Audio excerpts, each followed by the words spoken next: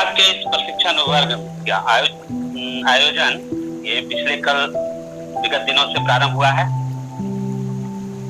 इस प्रशिक्षण वर्ग के पीछे का जो चिंतन रहा है, अपने विभाग के प्रशिक्षण प्रमुख श्रीमान संजय जी, आप वरिष्ठ माध्यमिक विद्यालय के आप प्रधानाचार्य भी हैं, अपने बीच जंगलेश जी हैं वरिष्ठ कार्यकर्ता, और सभी संकुल प्रमुख। तो इस चिंतन के पीछे रहा कि हमारे आचार्य बराबर इस कार्य को तो संपादित कर रहे हैं। शिक्षण का कार्य जो चल रहा है, ऑनलाइन की जो स्थिति बनी है, बहुत अच्छी स्थिति। कई विद्यालयों में अपने संकुल से अपने अनिता जी रही हैं और कई आचार्यों का इतना अच्छा प्रदर्शन रहा है ऑनलाइन, लेकिन फिर भी तकनीकी दृष्टिकोण से कुछ विशेषताएं उसमें होनी चाहिए। और जो कार्य का जो प्रारूप रहा है, उस कार्य के प्रारूप को देखते हुए हम सबों का चिंतन रहा कि यह कार्य और प्रभावी बने। इस दृष्टिकोण से संजय जी ने विगत माह में ही प्रशिक्षण वर्ग का आयोजन करने का निश्चय लिया था, लेकिन मेरी व्यस्तताओं के कारण यह कार्यक्रम नहीं हुआ। लेकिन यह कार्य अब प्रारंभ हो रहा है।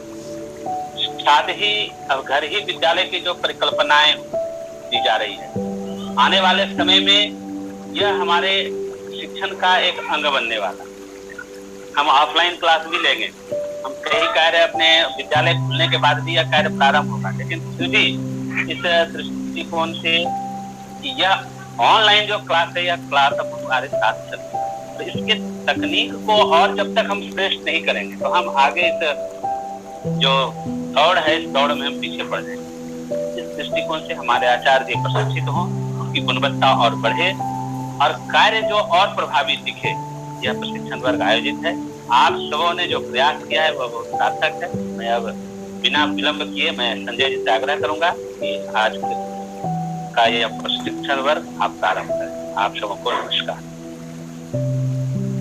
आज की बैठक में उपस्थित आदरणीय विभाग प्रमुख जी, आदरणीय सह विभाग प्रमुख जी, आदरणीय प्रवासी कार्यकर्ता के रूप में श्री गंगा चौधरी जी, इस संकुल के सम्मानीय संकुल प्रमुख श्री रंजय श्रीवास्तव जी, और इस संकुल के अंतर्गत सभी सम्मानित प्रधानाचार्य जी, आचार्य बंधु भगिनी, एक बार मैं अपनी तरफ से आप सभी का हार्दिक स्वागत करता हूं, नमन करता हूं।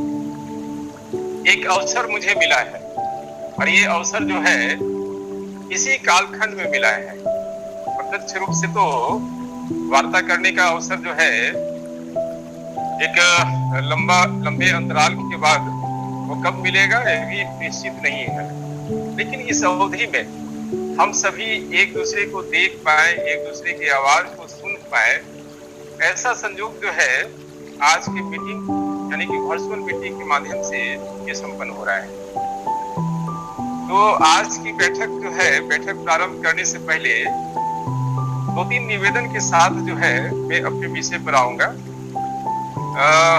निवेदन के रूप में हम सभी जो है तकनीकी से प्रत्यक्ष और अप्रत्यक्ष रूप से जो है जुड़े हुए हैं। अप्रत्यक्ष रूप से बहुत पहले से थे, लेकिन प्रत्यक्ष रूप से अभी जुड़ने का अवसर मिला है। और ये अवसर जो है इसलिए मिला है कि आसपास का वातावरण हमें कुछ सिखाता है, और वातावरण जिस तरह का बनेगा, जिस तरह की परिस्थितियां आती है, उसके अनुरूप जो है व्यक्ति को चलना भी पड़ता है।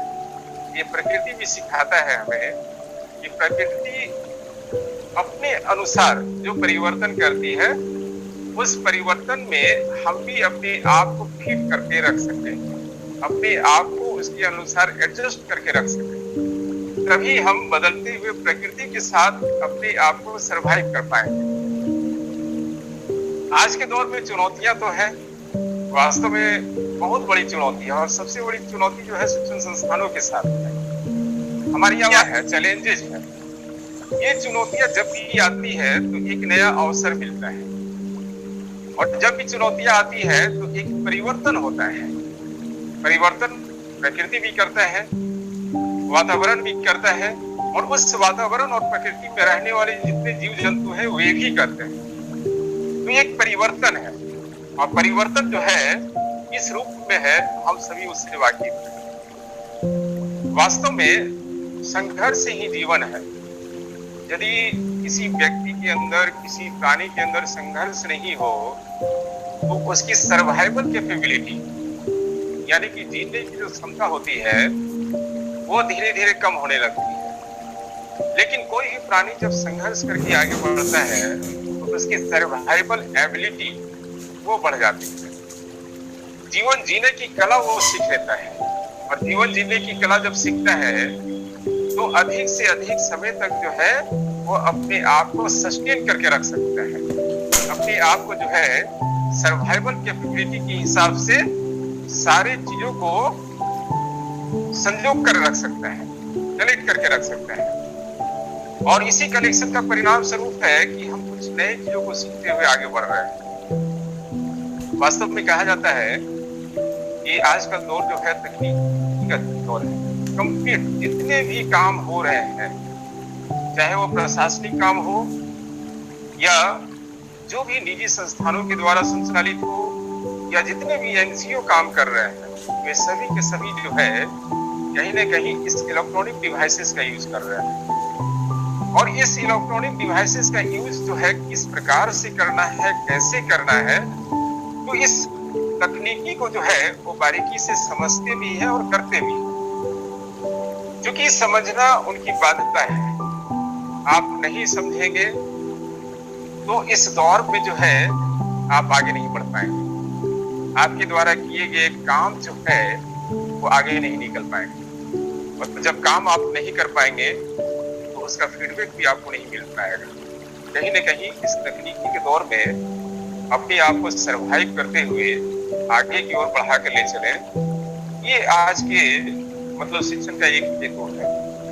हम काम तो करते हैं, अच्छा काम करते हैं, बढ़िया काम करते हैं, लेकिन काम में थोड़ा सा एक दिशा जब मिल जाती है और उसमें कुछ नए चीज का समावेश हो जाता है, तो मुझको लगता है कि वो काम जो है वो प्यूरिफाई होकर के आगे बढ़ता है। और जब एक बार प्यूरिफाइड हो जाता है तो उस काम की गुणवत्ता भी जो है, उसके क्वालिटीज जो है इम्प्रूव हो जाते हैं। वो कहा जाता है कि रॉ मटेरियल से है, हमारे पास रॉ मटेरियल से है, तो यदि रॉ मटेरियल्स का प्रोडक्ट अच्छा देना चाहते हैं, हम अच्छा उत्पादन देना चाहते हैं, तो बीच का जो प्रोसेस होता है उसको प्रोसेसिंग कहते हैं। ये जो प्रोसेसिंग है, ये प्रोसेसिंग हमारा कितना फिल्टर होकर के, कितना प्यूरिफाइड होकर के आगे बढ़ेगा, इसके आधार पर हमारा प्रोडक्ट्स की क्वालिटी उतनी ही अच्छी होगी। तो इस क्वालिटी को इम्प्रूव करने के लिए हम अपने रॉ मटेरियल्स को इस प्रोसेसिंग के थ्रू जो है, फिल्ट्रेशन प्रोसेस के थ्रू जो है, प्यूरिफिकेशन प्रोसेस के थ्रू जो है हम आगे बढ़ाएं। एक दो संदर्भ जो है मैं आपके सामने रखना चाहूंगा। हम सभी ने देखा है, अनेक वैज्ञानिकों का एक अनुभव आया है कि कोई भी वैज्ञानिक जो है एकाएक किसी चीज की खोज उन्होंने नहीं, उस खोज के पीछे जो है उनका एक लंबा संघर्ष रहा है। आज कहते हैं कि वैक्सीनेशन या वैक्सीन का जो भी ये खोज हुआ है, तो प्रारंभिक काल में एडवर्ड जेनर साहब ने जब वैक्सीन की खोज निकाली तो सबसे पहला प्रयोग अपने बेटे के ऊपर किया, और प्रयोग करने से पहले जब अपने बेटे को सिलेक्ट किया तो उसकी पत्नी जो है उसको वो विद्रोह कर दी, और उनके विद्रोह के बावजूद अपने परिवार की, अपने बेटे की चिंता न करते हुए उनके का जान बचेगा या कुछ होगा, उन्होंने जन कल्याण की चिंता की और उन्होंने वैक्सीन का पहला प्रयोग जो कि मीजल्स का है अपने बेटे के ऊपर किया, और उसमें उनको सफलता मिली। तभी जाकर के उसका जो प्रोसेसिंग होता है वैक्सीन का या वैक्सीनेशन का प्रोसेसिंग अन्य बीमारियों के लिए उसी तर्ज पर आज जो है सारे लोग काम कर रहे हैं। तो कहने का मतलब है कि संघर्ष आती है, चुनौतियां आती है, और इसी संघर्ष और इसी चुनौतियों में अपने आप को बाहर निकालने का एक प्रयास करना चाहिए। और इसी प्रयास का नमूना है कि हम अभी भी कितने संघर्षों के बावजूद, कितने चुनौतियों के बावजूद हम अपने काम को जो है और बढ़िया करने का प्रयास कर रहे हैं। इसी प्रयास के क्रम में मैं आपके बीच में बहुत बड़ा कोई एक्सपर्ट नहीं हूँ, विशेषज्ञ नहीं हूँ, मैं भी आपसे ही सीखता हूँ, अपने सराउंडिंग से सीखता हूँ, कुछ नई चीजों को लिखने का प्रयास करता हूँ मैं। और जो भी इंफॉर्मेशन मेरे पास रहते हैं, सूचनाएं रहती है, उसको ट्रांसमिट करने का प्रयास करता हूँ, आपके तक जो है प्रेषित हो सके, ये मेरा प्रयास है। तो कहने का मतलब है कि ये शेयरिंग ऑफ इंफॉर्मेशन है, ये शेयरिंग ऑफ इंफॉर्मेशन, हमसे बेहतर आप काम कर रहे हैं, मुझको पता है, तो आपसे कुछ मैं भी सीखूंगा। और ये सीखने का क्रम जो होता है, जैसे कि कहा जाता है कि लर्निंग प्रोसेस वो नेवर एंडिंग प्रोसेस होते हैं। जब तक जीवन है तब तक हम लोग सीखते हैं, एक दूसरे से सीखते हैं।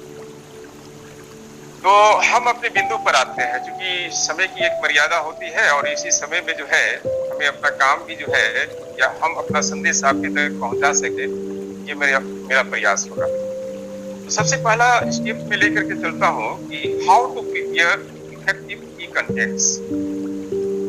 यानी कि जो ई कंटेंट्स है क्या? ई कंटेंट्स क्या है? आपका टीचिंग मटेरियल्स है, आप जो पढ़ाते हैं वो आपका मटेरियल्स है, और उसको यदि आप इलेक्ट्रॉनिक डिवाइस के माध्यम से उसको प्रेषित करते हैं, फॉरवर्ड करते हैं, तो वो ई कंटेंट्स कहलाता है, या उसको ई लर्निंग भी कहते हैं। तो ये जो ई कंटेंट्स है, ये हमारा इफेक्टिव कैसे बने, तो कुछ बिंदु आपके सामने जो है मैं रखना चाहूंगा। सबसे पहले ये जानने का प्रयास होगा कि इसके टाइप्स क्या है, ई कंटेंट्स के टाइप्स क्या है। तो दो तरह के टाइप्स से होते हैं। पहला होता है वीडियोज होता है, और दूसरा होता है पीडीएफ होता है। तो जैसे कंटेंट्स आप तैयार करेंगे, वीडियोज बनाए या पीडीएफ बनाए, व्हाटएवर डॉक्यूमेंट्स फाइल होते हैं उसको बनाए। बनाने से पहले थोड़ी सी एक सावधानी होती है कि प्रिपरेशन ऑफ कंटेंट्स जो है हमारा किस प्रकार से हो। क्योंकि हम कहते हैं कि किसी भी चीज को आप तैयार करते हैं या कोई भी कंपनी तैयार करती है, जब प्रोडक्ट्स मार्केट में आती है तो उसकी पहले जो है उसका एक प्रिपरेशन होता है। प्रिपरेशन में उनका पूरा का पूरा एक प्लानिंग होता है, और प्लानिंग के तहत जो है किस रॉ मटेरियल्स को किस रेशियो में डालेंगे, कितने देर के लिए डालेंगे, और कितने देर के बाद जो है उसका सारा प्रोसेसिंग कंप्लीट होगा, तब जाकर के जो है हमारा प्रोडक्ट्स अच्छे क्वालिटी का निकल करके आएगा। तो स्टार्ट करने से पहले जो है एक प्रिपरेशन ऑफ कंटेंट्स तो होता है। सबसे पहले हम लोग देखते हैं कि इसका टाइम लिमिट्स, यानी कि एक समय सीमा के अंदर जो है हमारे कंटेंट्स तैयार हो। दूसरा है कि हम जो कंटेंट्स तैयार कर रहे हैं वो दूसरे के लिए आसान हो, यानी कि अंडरस्टैंडिंग जो लेवल है वो इजीली हो। हम जो लिखते हैं, लिखना भी एक कला है, वो विजिबल होना चाहिए और रीडेबल होना चाहिए और रिलायबल होना चाहिए। ये तीन चीजें हैं कि विजिबल स्पष्ट रूप से वो दिखाई पड़े, रिलायबल एक वर्ड मैंने दिया है कि रिलायबल जो होता है ऑथेंटिक होता है, यानी कि साइंस का है, मैथ्स का है, किसी भी सब्जेक्ट का आप कंटेंट्स लेते हैं वो कंटेंट्स ऑथेंटिक होना चाहिए, टू द पॉइंट होना चाहिए। और फिर इसके बाद आपका जो वॉइस क्वालिटी है, आप अपनी आवाज जो है, यानी कि जो आपका प्रोनाउंसिएशन से है, आपकी आवाज जो है वो क्लियर हो, बहुत तेज नहीं होना चाहिए और बहुत लेस नहीं होना चाहिए, नॉट मोर नॉट लेस। फिर आपके पास जो है जो आप तैयार करते हैं, ये सिनॉप्सी है। सिनॉप्सी यानी कि जो शॉर्ट नोट्स होते हैं, शॉर्ट ब्रीफिंग होते हैं, आप एक शॉर्ट नोट्स भी तैयार करें ताकि कम समय में हम अधिक चीजों को शेयर कर सकें। फिर कोई एग्जांपल्स आप देते हैं, किसी भी चीज को एक्सप्लेन करते हैं, तो उसका जो एग्जांपल्स यहाँ पर जो एक्सप्लेन है, यहाँ पर एग्जांपल्स होगा, वो रेलिवेंट टॉपिक से होना चाहिए, उससे जुड़ा हुआ होना चाहिए। तो ये सारी चीज जो है आपका प्रिपरेशन से है। इस प्रिपरेशन के आधार पर आप पीडीएफ तैयार करते हो या वीडियो तैयार करते हो, तो आपका एक आधार बनेगा, एक बेस बनेगा। जब ये सारे चीज आप कर लेते हैं, तो करने के बाद एक बार पुनः आप देखें, तो उसको कहा जाता है रीटेक। यदि आपको लगता है कि कुछ इसमें असुविधा हो गई, ये वीडियो क्लिप या ये पीडीएफ हमारा अच्छे ढंग से तैयार नहीं हुआ है, तो एक बार पुनः उसको जांच करना चाहिए। और जांच करने के लिए क्या है कि रीटेक करते हैं। जैसे सिनेमा वगैरह में होता है कि सिनेमा तो 2.5 घंटे 3 घंटे की पिक्चर होती है, लेकिन उसको तैयार करने में 3 से 4 महीने लग जाते हैं। 3 से 4 महीने इसलिए लगते हैं कि जो उसके डायरेक्टर होते हैं, यदि वो सेटिस्फाइड नहीं होते हैं तो पुनः एक ही सीन को बार बार करते हैं। जब वो संतुष्ट हो जाते हैं तभी उस सीन को आगे के लिए फॉरवर्ड करते हैं या उसको लिंक करते हैं, तभी जाकर के वो फाइनलाइज एक अच्छा चीज तैयार होता है, चाहे वीडियोज हो या पीडीएफ हो। हम थोड़ा सा आगे हम बढ़ते हैं कि वीडियो जो तैयार करते हैं आप, वीडियो जो होते हैं 2 तरह के वीडियो होते हैं। एक होता है एक्सप्लेनेशन वीडियो और दूसरा होता है टीचिंग वीडियो। एक्सप्लेनेशन वीडियो ये स्पेसिफिक टाइम के लिए होता है, एक शॉर्ट टाइम के लिए होता है। शॉर्ट टाइम क्या है कि हम थोड़ा सा किसी चीज को ब्रीफ कर रहे हैं, जैसे मान लीजिए कि आप चैप्टर का एनालिसिस कर रहे हैं। At a glance as a subject teacher होने के नाते मैं भी अपने क्लास में करता हूँ कि हमारा पहला क्लास जो होता है चैप्टर का इंट्रोडक्टरी क्लास होता है। उस चैप्टर के पूरे कंसेप्ट को एट ए ग्लांस जो है बच्चे के सामने हम रखते हैं, और जब एट ए ग्लांस आप रखेंगे तो एक शॉर्ट पीरियड में रखते हैं कि इसके मेन टॉपिक्स क्या है, नेम ऑफ द चैप्टर, जैसे कि टाइटल ऑफ द चैप्टर होता है, तो जैसे ही टाइटल जो है किसी के सामने आए, पूरे चैप्टर का एक पिक्चर जो है उसके माइंड सेटअप में आए। जैसे किसी सिनेमा का यदि टाइटल नाम यदि हम लेते हैं, तो यदि हमने वो पिक्चर देखा है या देखने वाले हैं, तो इस पिक्चर के अंदर क्या होने वाला है ये पहले से हमें पता हो जाता है। तो जब पहले से पता होता है तो कुछ जानकारी हमारे पास रहती है और कुछ जानकारी को हम लेते हैं, ग्रहण करते हैं। तो चैप्टर का ये इंट्रोडक्टरी होता है एक्सप्लेनेशन वीडियो, ये specific part of the chapter जो भी प्रिपेयर्ड होता है। और इसका वीडियो भी बना सकते हैं, पावर पॉइंट प्रेजेंटेशंस भी कर सकते हैं, हैंड रिटन नोट्स भी दे सकते हैं। इसका टाइम लिमिट है, आप इसे 3 से 5 मिनट का ही वीडियो बनाएं और ये वीडियो आपका जो है एक इंट्रोडक्टरी वीडियो के रूप में जो है ये पेश हो। इसका दूसरा पार्ट होता है टीचिंग वीडियो जो होता है, ये 15 से 20 मिनट का होता है, क्योंकि इसमें उस चैप्टर के खास पोर्शंस को लेकर के आप प्रवेश कर रहे हैं। तो जब आप प्रवेश करते हैं क्लासरूम के अंदर प्रवेश करते हैं तो ये 40 मिनट्स का रहता है, लेकिन यहाँ आप वीडियो जो बनाएंगे आप 15 से 20 मिनट का बनाएंगे। तो 15 से 20 मिनट का वीडियो जब बनाएंगे तो आपके पीछे जो है बैकग्राउंड ब्लैक बोर्ड हो सकता है, कोई भी राइटिंग बोर्ड आप इस्तेमाल करते हैं, तो उसके मेन थीम को जो है आप उसके ऊपर में पहले से डिस्प्ले कर दें। यानी कि वीडियो बनाने से पहले जो है सारी चीजों को आप लिख करके तैयार रखें, क्योंकि लिखने के क्रम में भी आपका टाइम जो है वो वेस्ट होगा। तो उस टाइम को बचाने के लिए, सेव करने के लिए कुछ कंटेंट्स को हम ब्लैक बोर्ड पर पहले से तैयार रखते हैं। और थोड़ा देखा जाता है कि कहीं से कोई आवाज नहीं आए, कहीं से कोई डिस्टरबेंस नहीं हो, और आपका जो वॉइस पिच है, पिच ऑफ द साउंड है, ये थोड़ा सा स्पष्ट हो।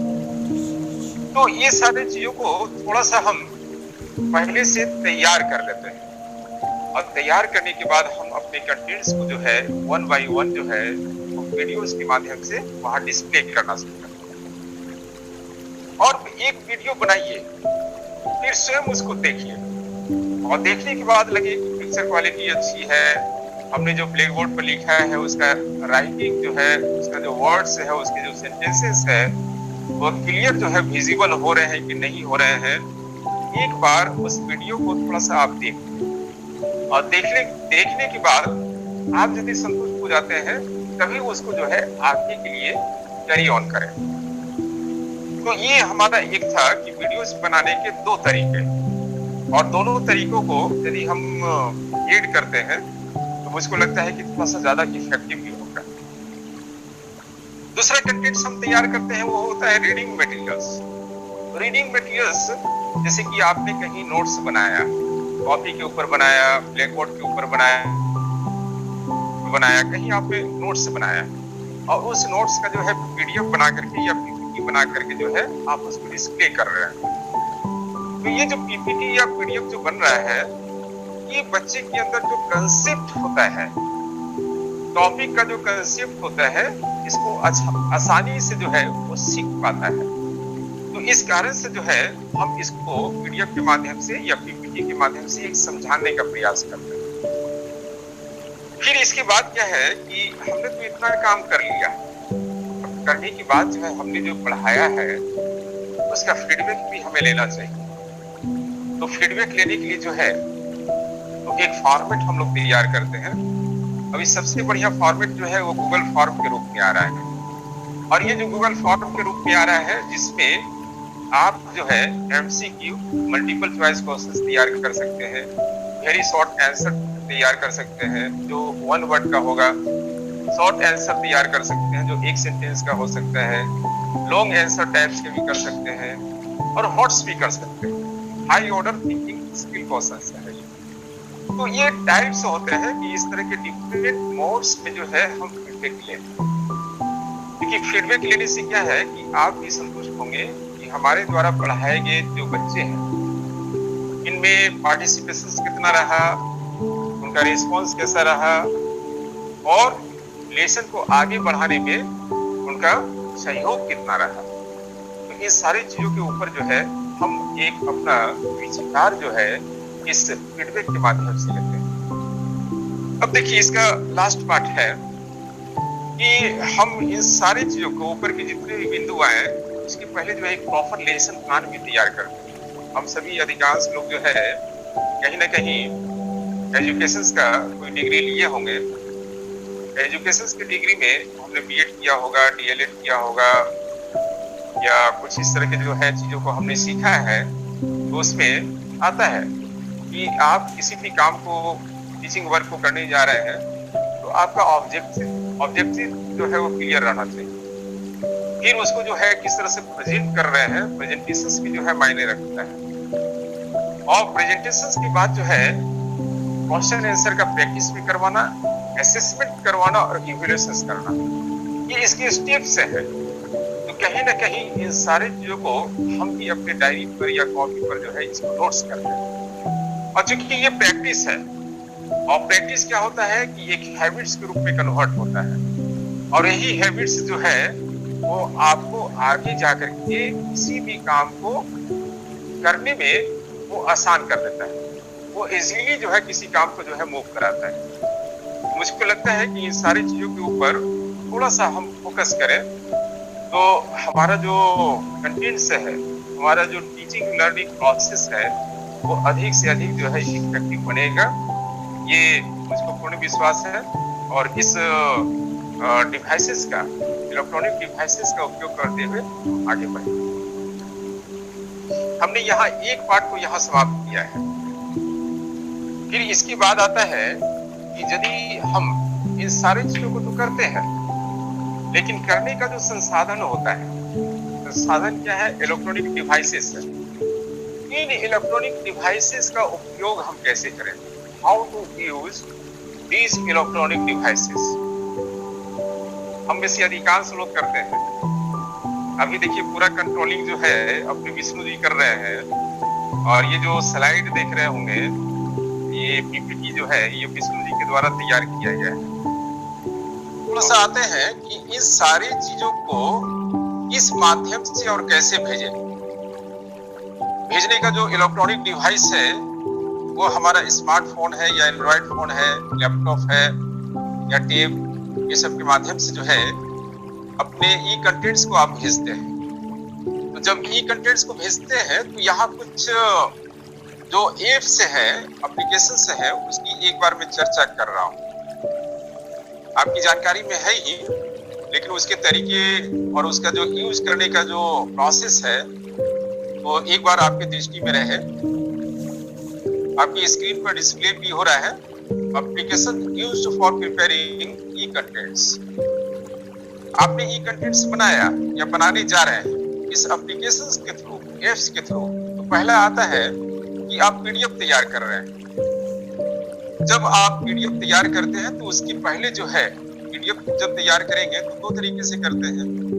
एक तो सीधे फोटो खींचना और उसका एक फाइल बना करके भेज देना, और एक होता है कि आप जो फोटो खींचते हैं तो थोड़ा सा उसकी क्वालिटी अच्छी रहे, प्रॉपरली उसमें ब्राइटनेस रहे, अरेंज वे में रहे और विजिबल रहे। तो इसके लिए हम लोग स्कैनर का यूज करते हैं। अभी तक हम लोगों ने गेम स्कैनर का यूज किया था, लेकिन चूंकि गेम स्कैनर बैन होने के कारण एडोब स्कैनर करके है।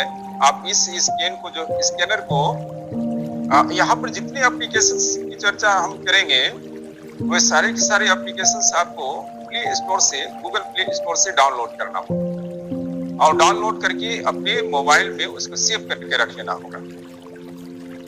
तो स्कैनर के माध्यम से जो स्कैन किया हुआ पीडीएफ जाता है तो उसकी क्वालिटी जो है इंप्रूव कर जाती है।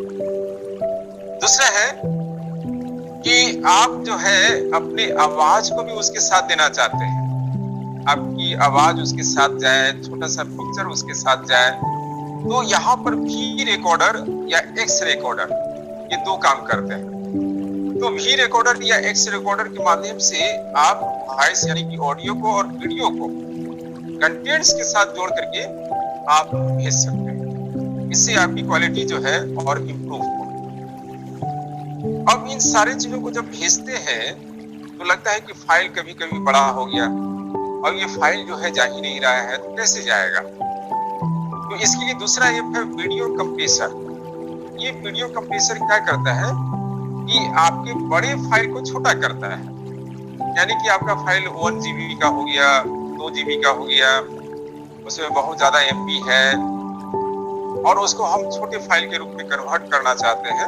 आपका कंटेंट्स उतना ही रहेगा, कंटेंट्स के क्वालिटी में कहीं कोई चेंज नहीं होते हैं, वो थोड़ा बहुत हल्का फुल्का चेंज होगा, आपको पता नहीं चलेगा। तो आपका जो वीडियो है या ऑडियो है वो कंप्रेस हो जाता है, छोटा हो जाता है, तब जाकर के हम उसको भेजते हैं।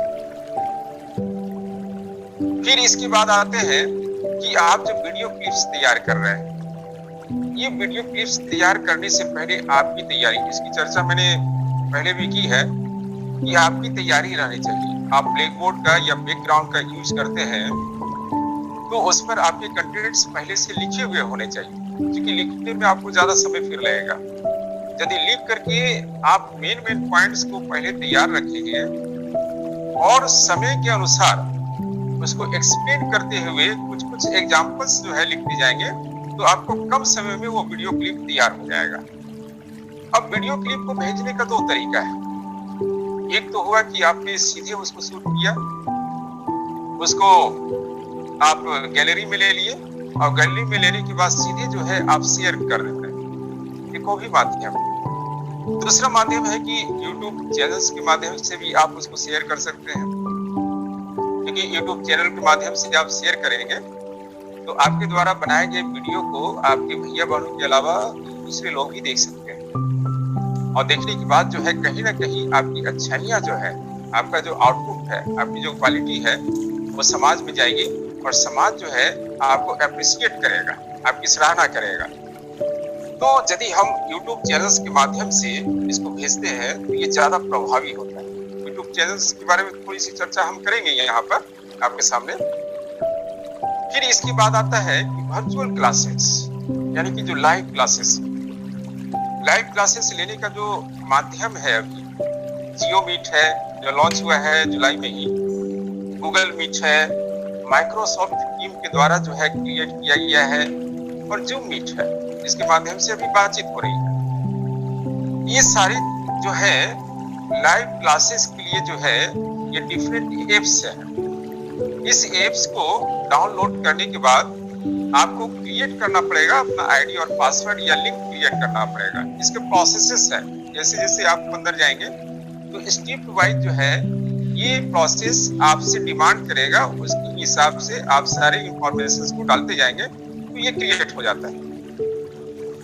इसके अलावा कभी कभी हमें लगता है कि कुछ अच्छी चीजों को भी देखना चाहिए। मैं भी देखता हूँ, मैं बनाने से पहले जो है मैं कोशिश करता हूँ कि कहीं से अच्छा वीडियो मुझको भी मिले। ठीक है, संसाधन नहीं है, कम संसाधन में हम अच्छा क्या कर सकते हैं, इसके लिए थोड़ा सा उपाय ढूंढने का प्रयास हम सभी करते हैं। तो आपका जो दीक्षा ऐप है, मैं एक ही ऐप की चर्चा करूंगा, दीक्षा ऐप जो है पूरे भारत के अच्छे टीचर्स का एक समूह है और वो समूह डिफरेंट सब्जेक्ट्स, डिफरेंट क्लासेस के लिए 1 to 12, 1 से 12 तक ये कक्षाओं के लिए अलग अलग विषयों पर तैयार किया गया ये वीडियो क्लिप है।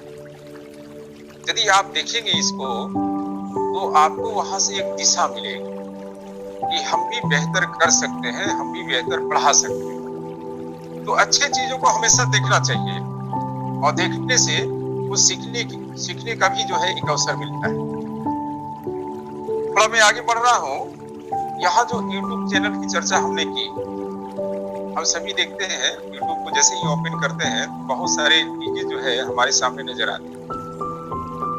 अलग अलग लोगों के द्वारा इसको तैयार किया गया है, अलग अलग विषयों पर तैयार किया गया है। बहुत सारे इंटरटेनमेंट के भी होते हैं, एजुकेशन के भी होते हैं, हेल्थ के भी होते हैं। तो बहुत सारे चीज जो है ये YouTube पर आपको नजर आएंगे। तो YouTube पर जाने से पहले जैसे ही अपना जो एंड्रॉयड मोबाइल होता है, स्मार्टफोन होता है, ये स्मार्टफोन या एंड्रॉयड मोबाइल जो है आपका ईमेल आईडी से जो है ये कनेक्टेड रहता है।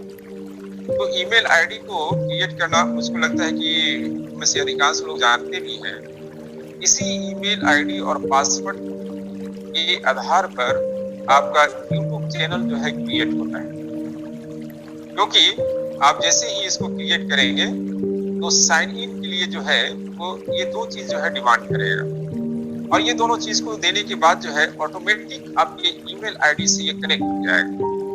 और जैसे ही इसको ओपन करते हैं तो एक तरफ रिकॉर्डिंग का सिंबल आएगा। रिकॉर्डिंग वाले सिंबल को आप क्लिक करते हैं या प्रेस करते हैं तो ये स्टार्ट हो जाता है। स्टार्ट होने के बाद आप रिकॉर्डिंग करें। रिकॉर्डिंग 10 से 15 मिनट का करें, ज्यादा समय का नहीं लीजिए, क्योंकि ज्यादा समय का लेंगे तो फाइल का साइज जो है वो बड़ा होगा। तो मैक्सिमम 10 to 15 मिनट्स का समय लेते हुए हम अपने टॉपिक को उसके अंदर जो है समाहित करें। फिर एक बार रिकॉर्डिंग करने के बाद स्वयं देख लें।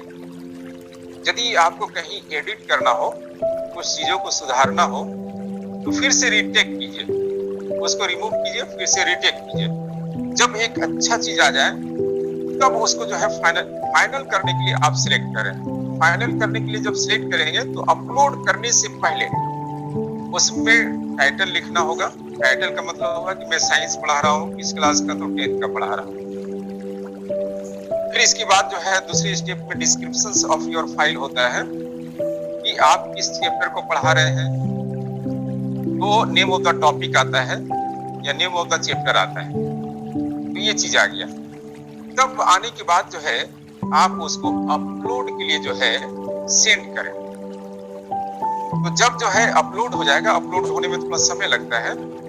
अपलोड होने के बाद जो है आप शेयर इट करें। शेयर इट जो है लिंक के माध्यम से वो शेयर इट हो जाएगा आपके व्हाट्सएप ग्रुप में भी और आपके यूट्यूब चैनल पर भी चला जाएगा। तो इस तरह से आपकी जो वीडियो क्लिप है वो यूट्यूब चैनल पर अपने नाम से, जिस नाम से आपका आईडी तैयार है उसी नाम से आप सर्च करेंगे तो आपको मिल जाएगा वो। और हमने वीडियो कंप्रेसर की चर्चा आपके सामने की है। वीडियो कंप्रेसर भी आपका एक ऐप है और इस ऐप के माध्यम से जो है आप अपने वीडियो को, उसके बड़े जो फाइल है उस फाइल को हम छोटा कर सकते हैं। और दूसरा आता है कि काइन मास्टर के थ्रू जो है हम पीपीटी तैयार करते हैं। पावर पॉइंट प्रेजेंटेशन जो है हम अपने सब्जेक्ट का वो तैयार करते हैं। तो मुझको लगता है कि ये डिफरेंट एप्लीकेशंस थे। ये डिफरेंट एप्लीकेशंस का मैं यूज करता हूँ, इसलिए मैं शेयर कर रहा हूँ आपके साथ। हो सकता है कि इसके अलावा भी कुछ ऐसे एप्लीकेशंस होंगे जिसका आप इस्तेमाल कर रहे हैं और बेहतर जो है अपने टीचिंग लर्निंग प्रोसेस को जो है आगे बढ़ा रहे हैं। अब थोड़ा सा आगे जो है ये जो वी रिकॉर्डर है या एक्स रिकॉर्डर है, इसके जो फीचर्स होते हैं वास्तव में किसी भी टॉपिक को समझाने के लिए बहुत ही अच्छा होता है। क्योंकि भैया बहन जो है उनके जो सेंस ऑर्गन्स होते हैं, आप सभी पढ़ाते भी हैं साइंस में, हमारा जो सेंस ऑर्गन्स होता है उसको रिसेप्टर्स भी कहा जाता है, क्योंकि रिसेप्टर इसलिए कहते हैं कि वो बाहरी एक्सटर्नल इंफॉर्मेशंस को रिसीव करता है वो, और रिसीव करके वो ये ब्रेन को देता है। जैसे हमारे आईज है, नोज है, ईयर है, स्किन है, टंग है, ये सब हमारे जो है सेंस ऑर्गन्स है। और एक्सटर्नल स्टिमुलाई जो रेस्पॉन्डिंग है, रिएक्शन से है, इन सारी चीजों को ले करके ब्रेन तक पहुंचाने का काम करता है। तो मैक्सिमम एक्सटर्नल स्टिमुलाई को पहुंचाने का काम जो रिसेप्टर्स के द्वारा हो रहा है, उसको यदि हम देते हैं तो डिफरेंट सोर्सेस से इंफॉर्मेशन जो है ब्रेन तक पहुंच रहा है। केवल लिखी हुई, केवल देखी हुई चीजें केवल वन वे हुआ, एक रास्ता हुआ, लेकिन सुनी हुई चीजों को भी यदि वो सुन करके हियरिंग प्रोसेस के द्वारा ब्रेन तक जाता है, वो ज्यादा देर तक टिकता है। इसलिए भैया भानु को कहते हैं कि देख करके, सुन करके, ये दोनों चीजों से किसी भी चीज को सीखता है तो ये जो है उसके जीवन में ज्यादा देर के लिए वो टिक पाता है, सस्टेन करता है। तो थोड़ा सा वी रिकॉर्डर जो है आपके सामने है। इस एप्लीकेशन का यूज करने के लिए सबसे पहले प्ले स्टोर से आप वी रिकॉर्डर ऐप को डाउनलोड कर लें। डाउनलोड करने के बाद जो है ये एक्टिवेट हो जाएगा और आपके स्क्रीन पर आ जाएगा ये, और मेन स्क्रीन पर भी आप इसको देख सकते हैं। तो मेन स्क्रीन पर आने के बाद आप अपने फाइल को सिलेक्ट कीजिए, यानी कि आपका वीडियो का होगा या ऑडियो होगा, कुछ रिटर्न चीजें होगी, इन सारी चीजें जो आपने कहीं फाइल बना करके रखा है, गैलरी में जाएंगे, गैलरी से इसको निकाल करके जो है आप वापस लाएंगे। तो आप देखेंगे वहां कि जो वी रिकॉर्डर का सिंबल है वो डिस्प्ले होते रहता है। तो वी रिकॉर्डर के सिंबल को आप देखेंगे तो उसके जो है 4 हैंड्स है। तो 4 हैंड्स में आप पहले कंटेंट्स को सामने स्क्रीन पर लाइए।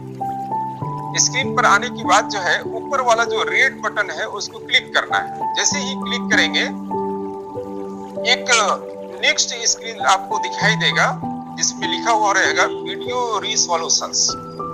इसमें थोड़ा नीचे आना है, बहुत नीचे नहीं। नीचे आने के बाद जो है 360p ये लिखा हुआ होगा, इस पर आप क्लिक करेंगे। फिर नेक्स्ट स्क्रीन पर स्टार्ट नाउ लिखा आएगा।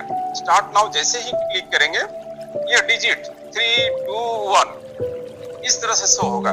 1 जैसे ही समाप्त होता है आप स्टार्ट टू स्पीक, आप बोलना प्रारंभ करें। आप अपने कंटेंट्स को डिस्क्राइब करना शुरू करें। कंटेंट्स 1 पेज का, 2 पेज का, 3 पेज का, जितने पेज का है आप डिस्क्राइब करना चाहते हैं, लेकिन टाइम लिमिट्स रहना चाहिए। 10 मिनट, 12 मिनट, 8 मिनट, इतनी ही देर का रहना चाहिए। और इतने देर में आप अपने कंटेंट्स को डिस्क्राइब करें और फिर इसको स्टॉप करने के लिए पुनः उसी रेड बटन को क्लिक करना है। आपका वी रिकॉर्डर कंटेंट्स तैयार हो गया। अब आप गैलरी में जाएं, वापस करते जाइए, आपका सेव हो गया है। वापस जाएंगे तो गैलरी के एल्बम में जाइए। एल्बम में जाने के बाद देखेंगे कि आज का जो आपने रिकॉर्डिंग किया है वो आपको डिस्प्ले होगा और वहां से डायरेक्ट आप शेयर कर लें। व्हाट्सएप में, व्हाट्सएप ग्रुप को शेयर कर सकते हैं। तो ये आपका कंटेंट्स जो है वी रिकॉर्डर या एक्स रिकॉर्डर के माध्यम से वो आपका भैया भानु तक पहुंच गया। ये बहुत ही इफेक्टिव है, ये देख करके और सुन करके सारे विषयों को वो समझ लेता है। फिर इसके बाद आता है जैसे कि जूम ऐप है। जूम ऐप को कैसे क्रिएट करते हैं, क्योंकि हम में से अधिकांश लोग अभी जो मीटिंग हो रही है आप जूम ऐप को ऑलरेडी जो है डाउनलोड किए हुए हैं, इसलिए मीटिंग में पार्टिसिपेट कर रहे हैं। तो मुझको लगता है कि जूम ऐप के माध्यम से या किसी भी मीटिंग ऐप के माध्यम से जो प्रोसेस होंगे लगभग उसी तरह से होंगे। डाउनलोड करना, इंस्टॉल करना और फिर ओपन करना, मीटिंग पर क्लिक करना, इनविटेशन सेंड करना और कॉपी टू क्लिपबोर्ड पर आना, फिर अगेन प्रेस कर देंगे तो लॉन्ग प्रेस के बाद जो है आपका लिंक, पासवर्ड और आईडी क्रिएट हो जाता है और इसके आधार पर आप इस लिंक को, आईडी को आप शेयर करके अपनी मीटिंग को अरेंज कर सकते हैं। एज ए होस्ट आप रहेंगे, जो भी जिसको भी आप इनवाइट करेंगे वो वेटिंग रूम में रहते हैं, वो आपसे परमिशन लेंगे। उस परमिशन के आधार पर आप एडमिट करते हैं और एडमिट होने के बाद जो है क्रम से जो है जितने नंबर ऑफ पार्टिसिपेंट्स हैं वो आपके साथ जुड़ेंगे। तो मुझको लगता है कि सारी चीजों के आधार पर हमने कुछ बातें जो है आपके साथ शेयर करने का एक प्रयास किया है। तो बदलते परिवेश के हिसाब से हम भी अपने आप को बदले, तो मुझको लगता है कि हमारा जो कंटेंट से है, हमारा जो टीचिंग मटेरियल से है, वो ज़्यादा इफेक्टिव होगा। और आज के परिवेश में दूसरा कोई साधन नहीं है। जो भी साधन है, इसी साधन के माध्यम से हम भैया बहनों तक पहुंच सकते हैं। विकल्प हमारे पास एक ही, जिस समय नॉर्मल सिचुएशंस होगा, और नॉर्मल सिचुएशंस कब होगा ये भी थोड़ा अनिश्चित है, लेकिन एक उम्मीद पर पूरी दुनिया टिकी हुई होती है, क्योंकि उम्मीद ही जीवन जीने का एक सहारा होता है। उम्मीद है तो जीवन है, उम्मीद नहीं है तो जीवन नहीं है। तो आने वाला समय और बेहतर होगा, प्रकृति और अच्छे स्वरूप में हमारे सामने आएगी, क्योंकि प्रकृति भी अपने आप को रीसेट कर रही है। तो अच्छे प्रकृति, अच्छे वातावरण में हम जो है काफी मजबूती के साथ और अच्छे तरीके से खड़े हो पाए, इस हेतु जो है हमारा एक प्रयास है। और इस प्रयास में हम सभी एक दूसरे की कड़ी हैं, एक दूसरे के चेन हैं, और इस चेन के साथ जो है मिल करके हम सभी काम कर रहे हैं। आज के संदर्भ में मेरी तरफ से इतनी ही बातें थी, और मुझे लगता है कि मेरे द्वारा बताई गई चीजें यदि कुछ रह गई हो या जिस चीज को फॉलो नहीं कर पा रहे हो, समझ नहीं पा रहे हो, तो मैं आग्रह करता हूँ एक दो प्रश्न मुझसे कर सकते हैं आप। जहां तक होगा मैं जवाब देने का प्रयास करूंगा। अगर किसी का कोई प्रश्न हो, कोई सुझाव हो, तो प्रश्न आप कर सकते हैं। आप अभी कार्य कर रहे हैं, बहुत अच्छा, आपका भी कार्य का प्रदर्शन बहुत अच्छा दिखा है। तो आप सब इस कार्य को संपादित कर चुके हैं। इस विषय में अगर आपकी कोई जानकारी हो या कोई तरह का संदेह हो तो आप कौन से कृष्ण जी ने बताया, हम नित्य नहीं, अगर हम इस प्रक्रिया को प्रारंभ करेंगे तो प्रत्येक दिन कुछ न कुछ नई चीजों को दे जाएंगे। एक प्रश्न आया है संजय जी, इसको देख ले। कोई प्रश्न आया है, एक आचार्य जी का प्रश्न आया है, दिया हुआ है कि सुजीत आचार्य जी हैं, सामाजिक ज्ञान विषय है कि हम लगातार 6 से 10 वीडियो क्लास ले रहे हैं। पूछना चाहते हैं कि सभी भैयावान, विशेष रूप से 10वीं वर्ग के भैयावान हमसे परीक्षा के संदर्भ में पूछते हैं, उन्हें क्या बताया जाए, परीक्षा कैसे आगे होगी? अच्छा, जैसे कि है हम सब फीडबैक लेते हैं। अभी तो हमारे पास ऑप्शन है कि ऑनलाइन कहीं करें। तो कुछ दिन पहले जो है एक कंप्यूटर आचार्यों का प्रशिक्षण हुआ था, और वो है गूगल फॉर्म के थ्रू लेते हैं। तो ये गूगल फॉर्म जो है, इसका जो स्टेप्स है, आप गूगल फॉर्म के थ्रू ले सकते हैं। तो इसमें भी इंफॉर्मेशन आते हैं, और इंफॉर्मेशन सारे बच्चे का डिटेल्स पहले आएगा, और डिटेल्स आने के बाद इसका जो स्टेप है, पहले क्या है कि विषय आचार्य क्वेश्चंस को तैयार करते हैं, एमसीक्यू टाइप के क्वेश्चंस रहते हैं, फिर उसका कंपोजिंग होता है, उसको कंपोज करते हैं, और कंपोज करने के बाद आंसर भी बनाते हैं। लेकिन वो आंसर जो है वो हाइड रहता है, छुपा हुआ रहता है, बच्चे उसको नहीं देख पाएंगे। केवल जो कंट्रोलिंग करने वाले जो एडमिन रहते हैं, उन्हीं के पास वो क्वेश्चंस ओपन करना और लिंक को भेजना। लिंक जो है परीक्षा के समय से 5 मिनट पहले प्रेषित किया जाता है, और इसमें टाइम लिमिट रहता है 10 मिनट का, 20 मिनट का, 30 मिनट का। आप टाइम जो है पहले फिक्स कर दें, और उसी फिक्स टाइम में बच्चे अपना रिस्पॉन्स देंगे। नाम होगा, फादर्स नेम होगा, क्लास होगा, रोल नंबर होगा और मोबाइल नंबर होगा। इतना इंफॉर्मेशन देने के बाद वो सबमिट करेंगे। सबमिट करने के बाद ही नेक्स्ट जो है वो क्वेश्चन खुलेगा। क्वेश्चन खुलेगा, एक क्वेश्चन के 4 आंसर रहेंगे, और गोल गोल घेरा रहेगा उसका। जो भी अप्रोप्रिएट आंसर रहेगा उसको क्लिक करते जाएंगे। मानिए कि 20 क्वेश्चंस का आपने दिया, 30 मिनट समय दिया, 30 मिनट के अंदर जो है उसको 20 क्वेश्चंस को बनाते हुए क्लिक करते हुए लास्ट में सबमिट करेगा। सबमिट उसको टाइम के अंदर करना है। 31वें मिनट में यदि करता है तो सबमिट नहीं लेगा वो, यानी कि 29 मिनट तक जो है उसको सबमिट कर देना है। जैसे ही सबमिट करेगा व्यू स्कोर आएगा, व्यू स्कोर ऊपर में रहता है, उसको क्लिक करेगा तो जितने नंबर का आपने सेट किया था वो कितना अंक लाया है वो डिस्प्ले हो जाएगा। वो आंसर देखना चाहता है तो आंसर भी वो देख लेगा, कौन कौन सा एरर्स हुआ है, कौन गलत हुआ है, कौन सही हुआ है, एक एक करके सब कुछ देख सकते हैं। चारों पे ही है और बहुत ही आसान है और इजी प्रोसेस में जो है हम बच्चों का फीडबैक ले सकते हैं। ये मेरा तीसरा दिन हो गया इस बैठक का क्रम चल रहा है प्रशिक्षण का, जिसमें एक भाग है जो छूट जा रहा है और मुझे लगता है कि इस पर अगर ये पूरा प्रशिक्षण कोई प्रभावी नहीं होगा, कोई इसका प्रभाव नहीं पड़ने वाला है। वो विषय ऐसा है कि हम जो आचार्य बंधु भगनी जो विषय अध्यापित कर रहे हैं, जिस किसी कक्षा में जिस किसी विधि से, विधि चाहे जो भी जितनी चीजें बताई गई सब किसी विधि से हम कर रहे होंगे, बताने के बाद यदि हम कुछ कार्य बच्चों को नहीं देते हैं और उस कार्य की जांच नहीं करते तो यह सारा विधान अव्यवस्थित हो जाएगा, इसका कोई लाभ अपने को नहीं मिलने वाला है।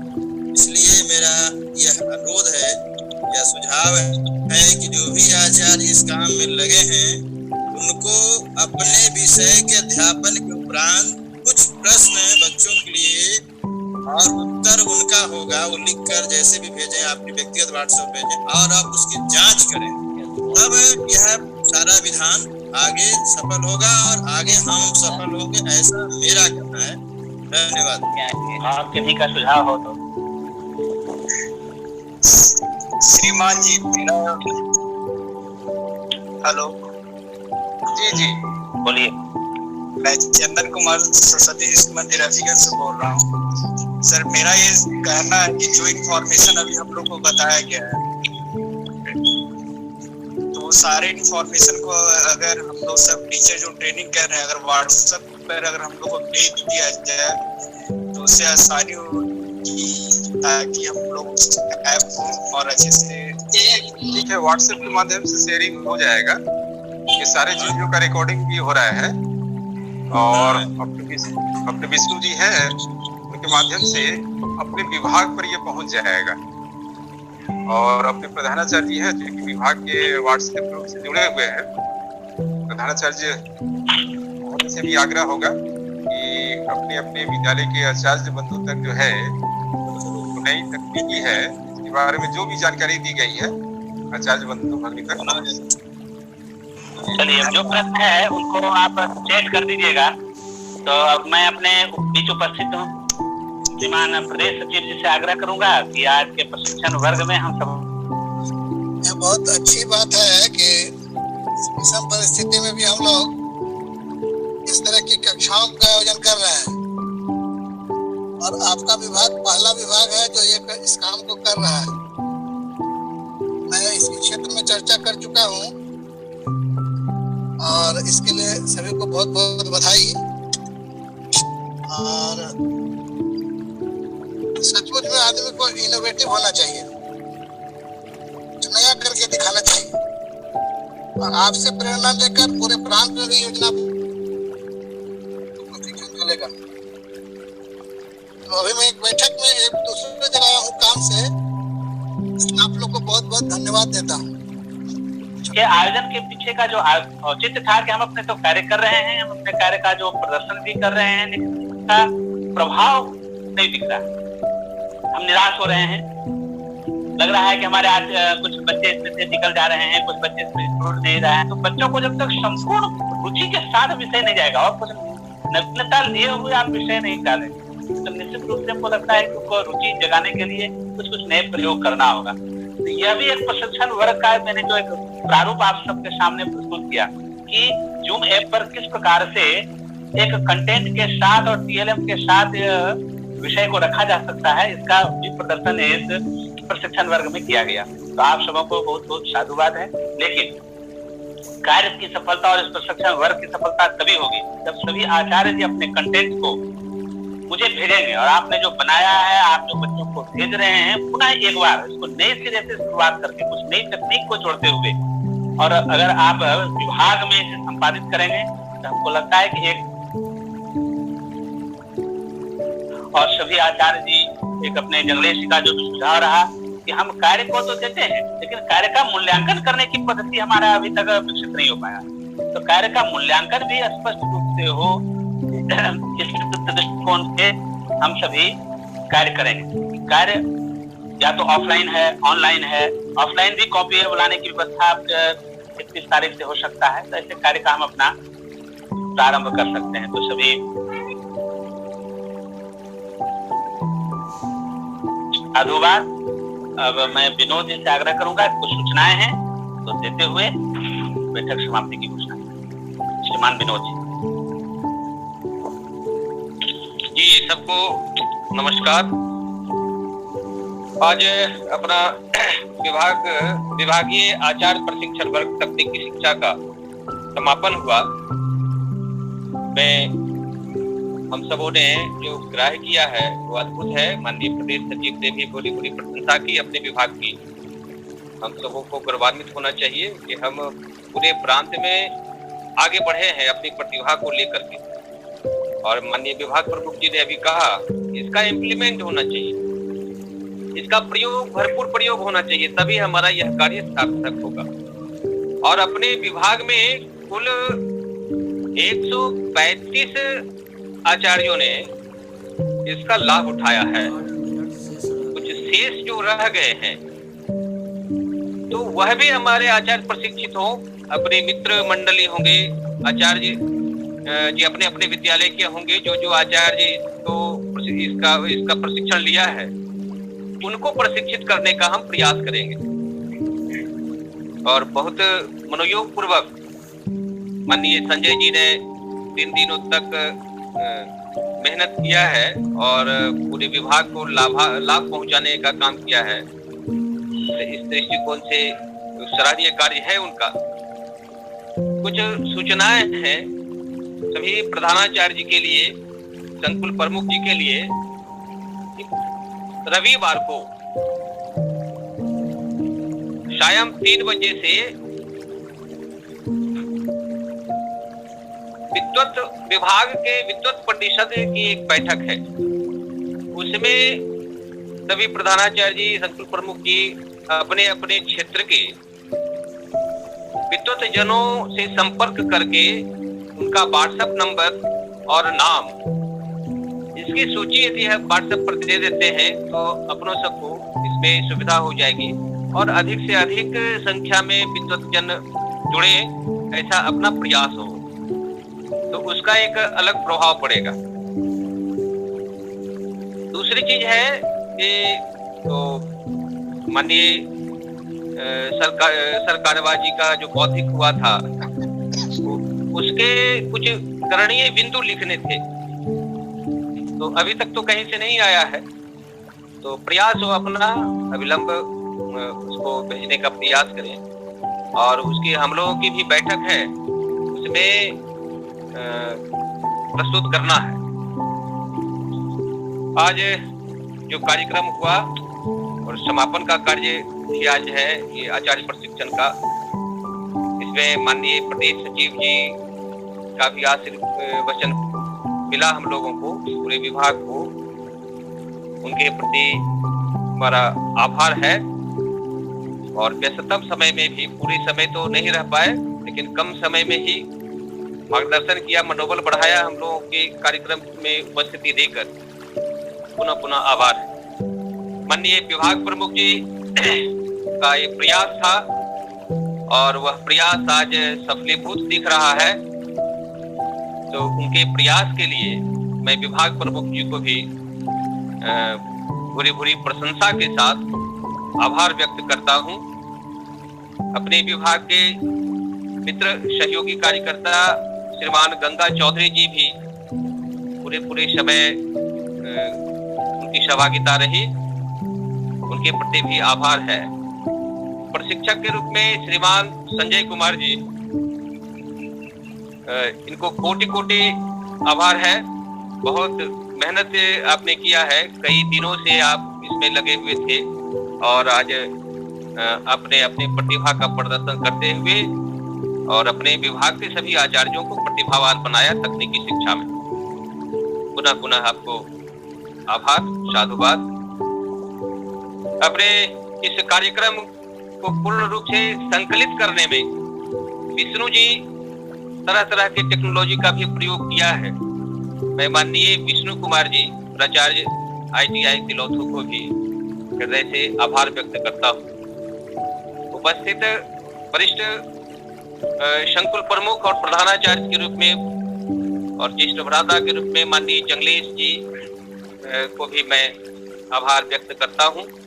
और पूर्ण समय रहा उन्होंने और अपना अनुभव भी शेयर किया, पुनः उनको आभार। माननीय प्रधानाचार्य बंधु भगनी ने अपने आचार्यों को संजोग करके इस कार्यक्रम में सहभागिता दिलाया। मैं माननीय सभी प्रधानाचार्य बंधु भगनी को भी हृदय से आभार व्यक्त करता हूँ, साधुवाद व्यक्त करता हूँ।